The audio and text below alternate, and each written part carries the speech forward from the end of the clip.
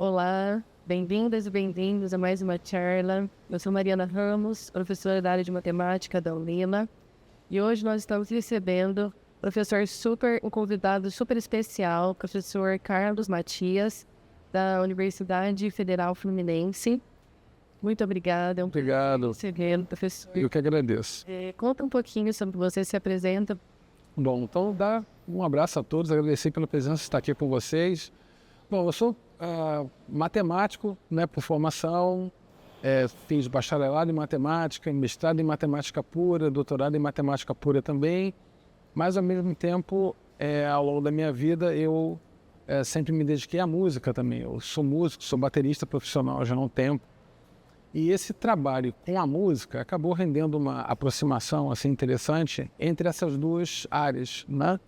Dentro da minha vida profissional. E eu acabei me dedicando a ambas, até ao mesmo tempo. E tive um trabalho interessante sobre música e matemática na década de 90, que acabou me levando, aí vai ser uma história longa, mas acabou assim, de maneira breve, me levando a uma experiência muito interessante no ensino de matemática, usando sons, usando ritmos musicais para jovens assim na escola. E esse trabalho foi interessante porque, como ele faz uso apenas de som e coisas assim, eu pensei comigo assim, nossa, eu acho que isso seria muito interessante para jovens, por exemplo, que não enxergam, jovens cegos, crianças cegas, assim, talvez fosse uma oportunidade interessante delas terem um acesso a que não seja uma imagem, que não seja algo também puramente tátil, mas algo sonoro, né? Construir conceitos matemáticos a partir de sons, a partir de ritmos. Isso foi em 1998, 99, mais ou menos. E aí, esse trabalho me levou a trabalhar com crianças deficientes visuais por 2 anos, lá no Instituto Benjamin Constant, no Rio de Janeiro. É uma escola, na verdade, um centro de apoio ao deficiente visual. E essa experiência de 2 anos com turmas de alfabetização pegou o doutor em matemática pura e mostrou a ele um outro mundo do que um outro senso de relevância, sabe, sobre o que é importante, sobre o que eu gostaria de me dedicar na minha vida. E aí eu acabei indo para a área de educação, por incrível que pareça, na parte de filosofia da educação, que é onde eu me encontro atualmente. E assim, o senhor defende muito que não existe essa separação, né, entre matemática pura e educação matemática pura, aplicada e educação matemática. O senhor pode falar um pouquinho sobre isso? Sim, eu penso, muitos quando pensam sobre matemática, eu penso de uma maneira um pouco distante daquela maneira que normalmente a gente trata na escola. A gente associa a matemática escolar, a gente pensa em matemática como a matemática científica, acadêmica.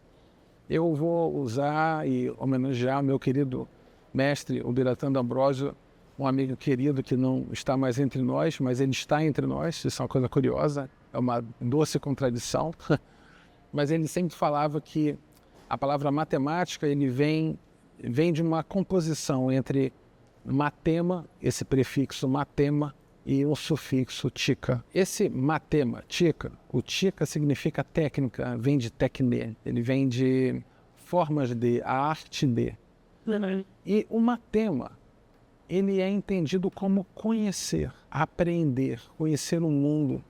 Então a matemática ela tem a ver com a arte de compreender, de aprender, a arte de conhecer as formas que nós, seres humanos, construímos a partir das nossas necessidades de compreensão, as nossas necessidades de sobrevivência, em um primeiro momento, e, seguidamente, a necessidade de transcendência, a necessidade de nós sermos de forma plena, plenamente, um ser pleno, um ser que abraça o seu sonho, que abraça o seu projeto de vida, que abraça a sua intenção. Então, nesse sentido, a matemática ela ganha um significado muito mais amplo, mas, sobretudo, inscrito dentro da humanidade. A matemática ou as matemáticas são construções humanas. a partir das necessidades de grupos, de indivíduos. Então, quando eu tenho essa perspectiva sobre as matemáticas, naturalmente eu entendo que a matemática pura, hoje, que nós chamamos de matemática pura, é uma construção histórica, na verdade, que foi uma construção que foi espalhada pelo mundo a partir do século XVI, pelas invasões coloniais, quer dizer, foi um entendimento de matemática e de ciência que foi espalhado no mundo afora. E hoje a gente julga ser universal, mas é uma universalidade que foi conquistada, por vezes de maneira não amigável e maneira opressora, por muitas vezes, na maioria das vezes, para falar a verdade. Então, nesse sentido, é um corpo de conhecimento cultural, que, por exemplo, entra agora em uma outra perspectiva, numa matemática aplicada, uma matemática talvez vista de maneira mais próxima das demandas do mundo do trabalho, do mundo da indústria, do mundo corporativo. Então, o que é a matemática aplicada?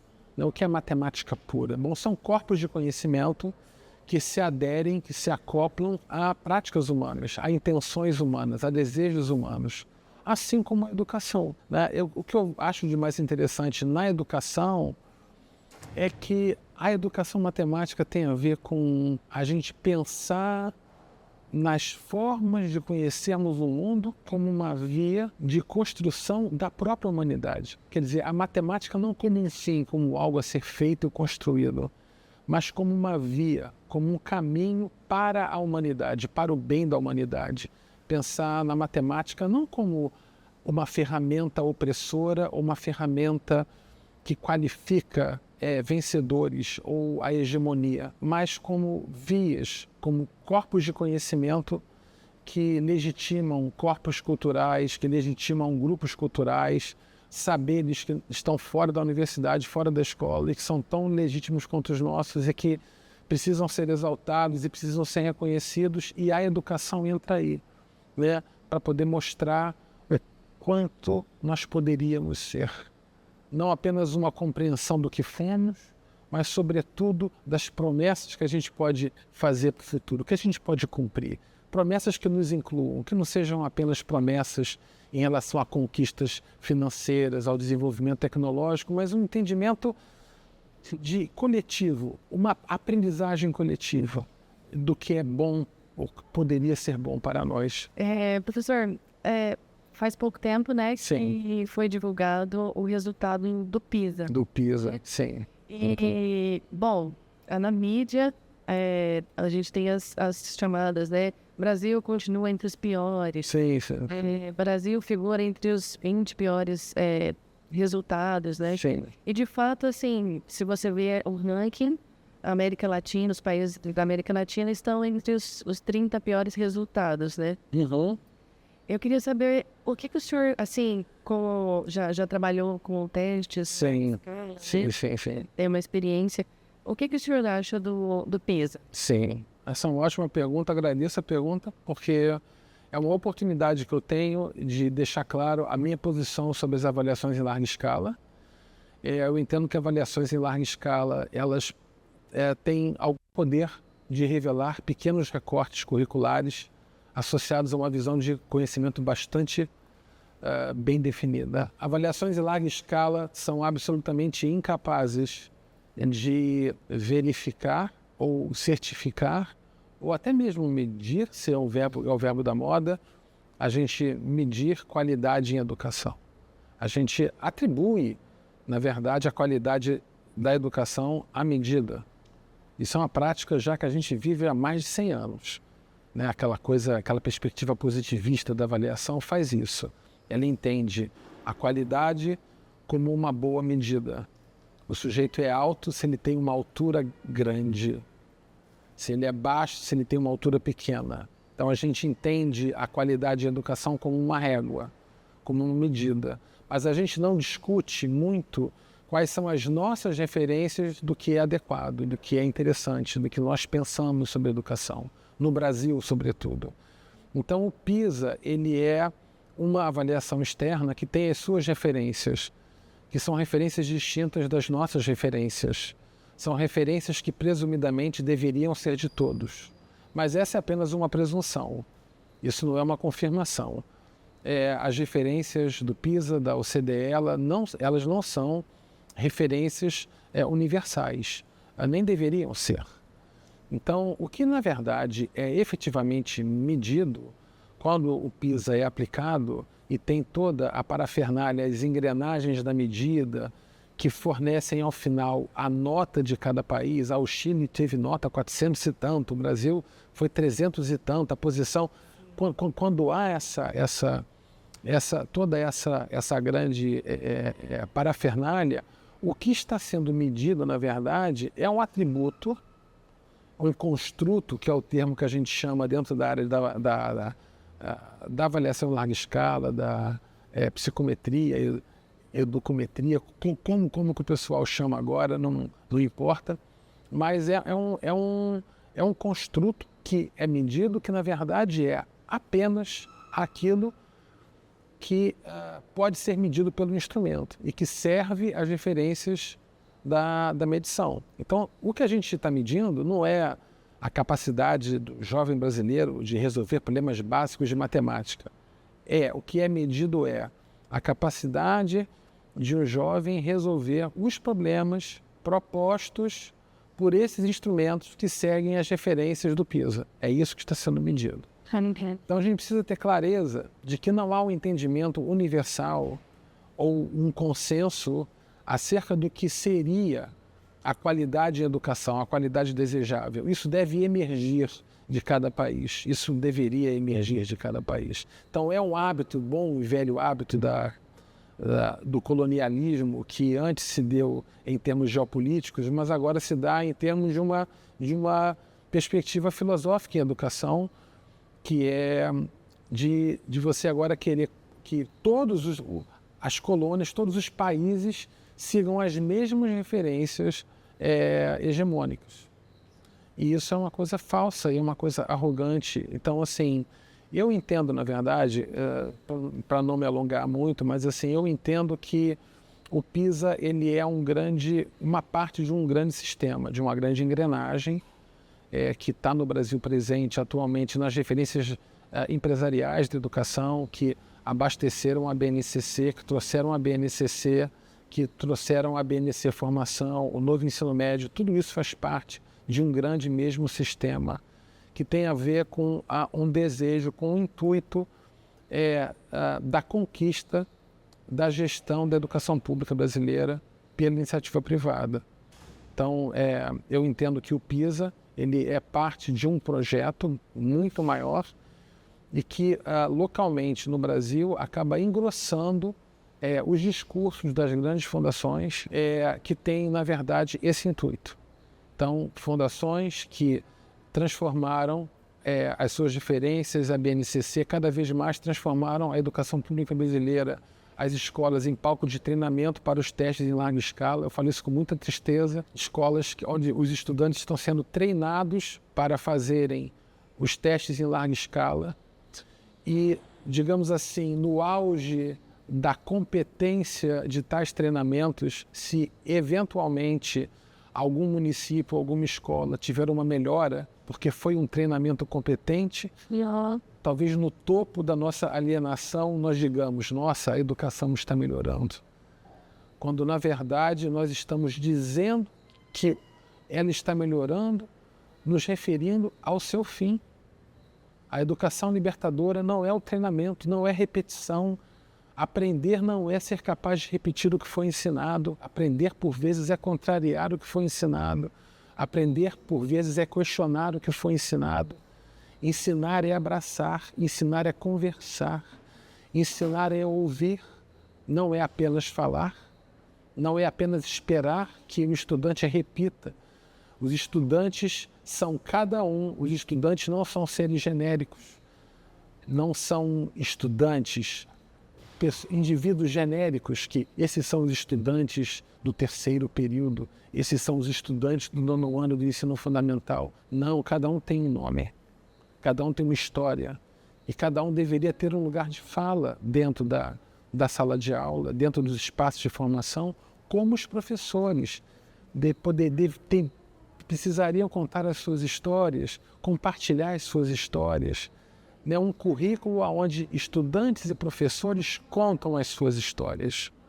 Mas não, nós temos currículos que centralizam perspectivas sobre conhecimentos centrais, fundamentais, comuns, ciências, matemática, a língua, a leitura, etc.